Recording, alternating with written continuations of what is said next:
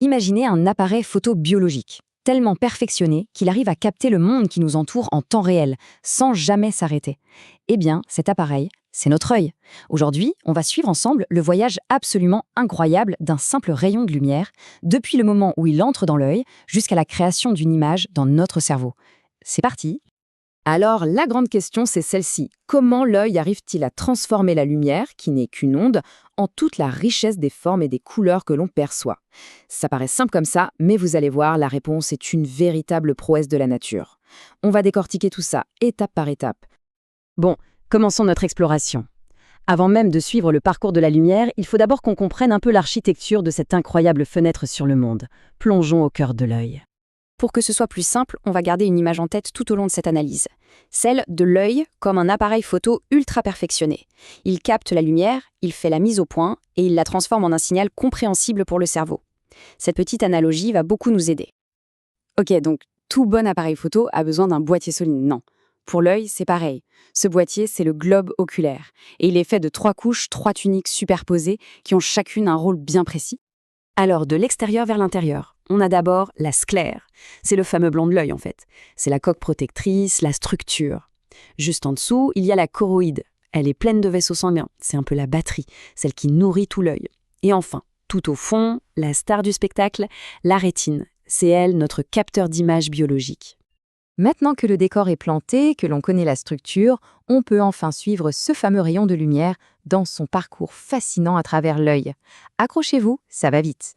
En gros, le trajet de la lumière se fait en 4 grandes étapes. D'abord, elle traverse la cornée, puis elle passe par la pupille, elle est ensuite focalisée par le cristallin pour finir sa course sur la rétine.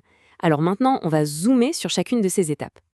Premier arrêt, la cornée. C'est la lentille frontale de notre appareil photo. Cette membrane, qui est complètement transparente, fait en fait la plus grosse partie du boulot. C'est elle qui va courber les rayons lumineux pour les diriger vers le centre de l'œil. Juste après, la lumière se retrouve face à l'iris. C'est la partie colorée de l'œil, celle qui nous donne les yeux bleus, verts ou marrons. Son rôle, c'est celui du diaphragme d'un appareil photo. En se contractant ou en se dilatant, il change la taille de l'ouverture au centre, la pupille, pour laisser passer juste ce qu'il faut de lumière. Ni trop, ni trop peu. Une fois passé la pupille, on arrive au cristallin. Lui, c'est notre objectif à mise au point automatique. Contrairement à la cornée qui est fixe, le cristallin, lui, est super flexible. Des tout petits muscles peuvent changer sa forme, sa courbure, pour faire une mise au point parfaite qu'on regarde un objet de très près ou de très loin.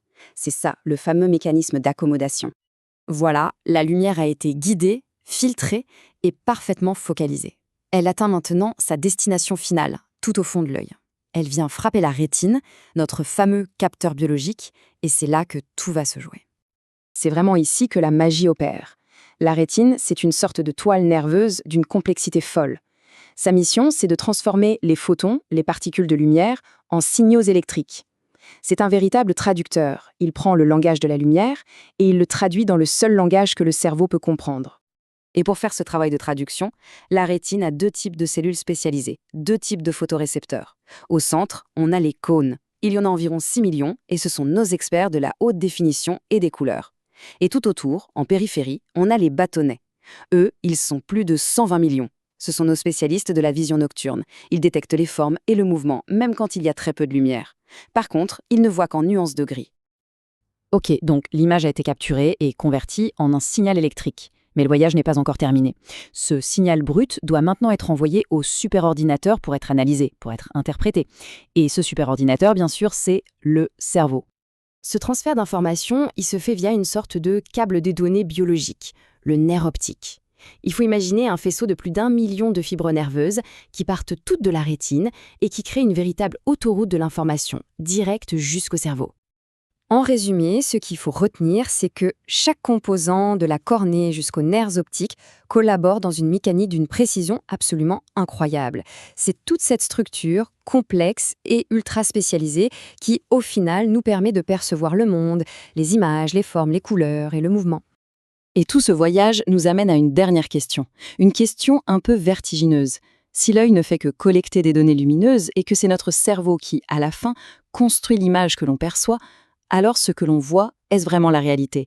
Ou bien est-ce que c'est juste une interprétation? C'est une pensée intéressante sur laquelle je vous laisse méditer. Merci d'avoir suivi cette analyse.